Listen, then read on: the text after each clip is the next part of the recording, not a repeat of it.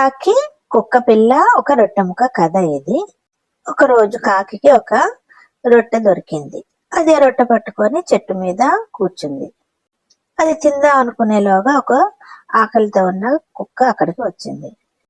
కాకిని చూసి నాకు కూడా కొద్దిగా పెట్టవా, ఆకలేస్తుంది అని అడిగింది.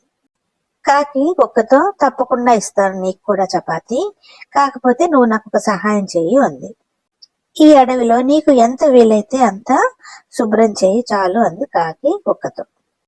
కుక్క సరే అని చెప్పి కాళ్ళతోనూ మూతితోనూ వీలైనంత వరకు శుభ్రం చేసింది ఆ చుట్టుపక్కల.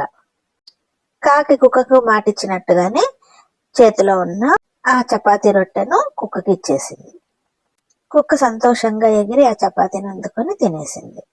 కుక్క తిన్న తర్వాత కాకి చెప్పింది, కుక్క నేస్తమా, మనం ఏదైనా ఎవరి దగ్గర నుంచి ఆశించినప్పుడు ప్రత్యుపకారం చేశాకే వాళ్ళ దగ్గర నుంచి ఏదైనా సహాయం పొందాలి.